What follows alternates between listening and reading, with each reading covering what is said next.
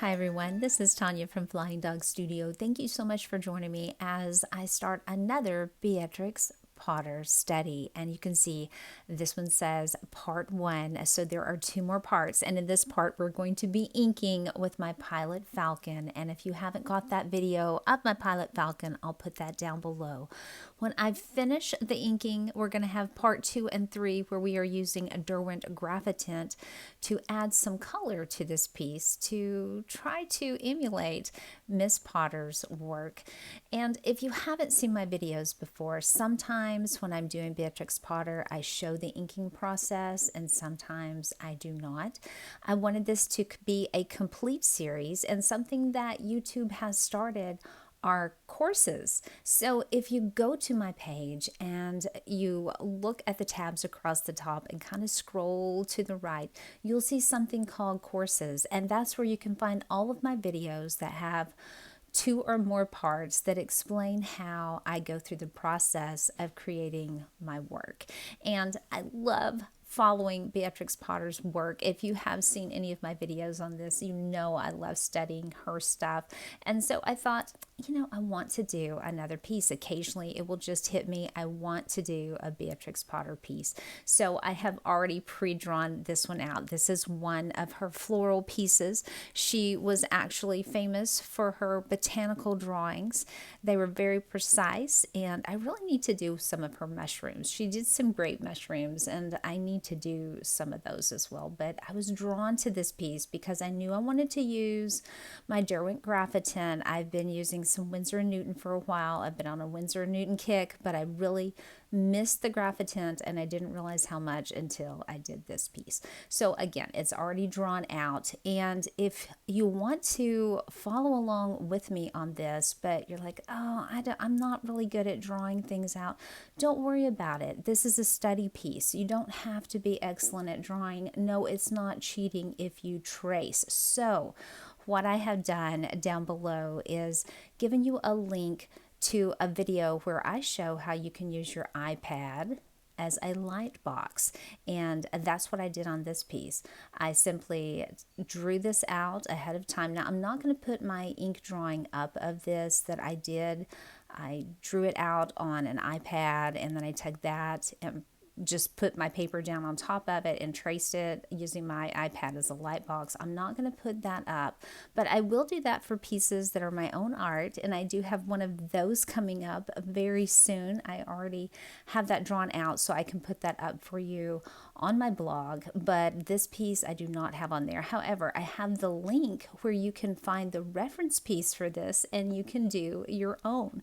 Now, one thing about inking, and that's why I wanted to show the process on this, when you take a look at Beatrix Potter's work, and on this one I am using brown ink. It looks like I'm using black ink. I don't know why it shows up like that in the video, but I'm actually using a polar brown is what it's called. And I just recently changed the ink out, but it didn't have any black left in it. I cleaned it thoroughly, but it still kind of looks black on the screen, but it looks brown in person. I promise it does. But with Beatrix Potter's work, she uses weighted lines. And the pen I'm using, the Pilot Falcon, it has a flexible nib which allows me to bear down, and you can see right in that area I started thin, I got thick, I went back to thin again, and it's taken me a little practice because I'm not an expert at using a fountain pen. It's something I kind of got out of the practice of. I used a dip pen quite a bit when I was teaching with the kids. I taught kids how to use a dip pen, but I didn't have a lot of practice on using a fountain pen, especially one that has a flexible nib like this. So I'm still learning on this, so bear with me, but it does help me to get those weighted lines that Miss Potter used in her work. And you will also notice that in some areas I don't completely close up my lines. It's not a solid line. There are some spaces in there. And that's something about her work. And I also saw that in the work of Cicely Mary Barker, who did the little flower fairies. She used the same kind of lines, and she also used the broken lines as well. And what that does is it allows you to move through the piece. You're not closing everything up. And that's one thing I always try to teach my students, don't close up your art. Allow the viewer to move through. So that's what I'm doing here. And you can see, especially on the stem coming down, it's a little harder to see in the leaves just because the nature of the organic lines on them. It's a little harder to see, but you can definitely see on the stem coming down that there is a broken line going down the stem, and that is to allow you just to move in and out of the piece. Sometimes we only line in part of a piece. Say a leaf, you might only line in the part that comes closest to you and not line in the part that goes away, and that indicates that it's fading off in the back. And in the area I'm working in, and we'll get into that a little bit more in part 2, when I am putting down the base colors with the Derwent Graphitint, how there's one area that she does not ink in, and she just allows the paint to create the back part of the leaf that's going away from us. I have no idea what type of plant this is. I am sure it told on the description. Sometimes on the description on these, it will just say watercolor. It won't tell exactly what kind of plant that it is. I'll have to take a look. I use the Victoria and Albert Museum website to get my reference photos for these, so I'll have to take a look at that, and if they listed it, I'll list that down below, but I will have that website listed down there for you, as I said earlier. So I'm going to be quiet here and let you watch me work, and I'm going to hop back on in just a minute, so enjoy this musical interlude.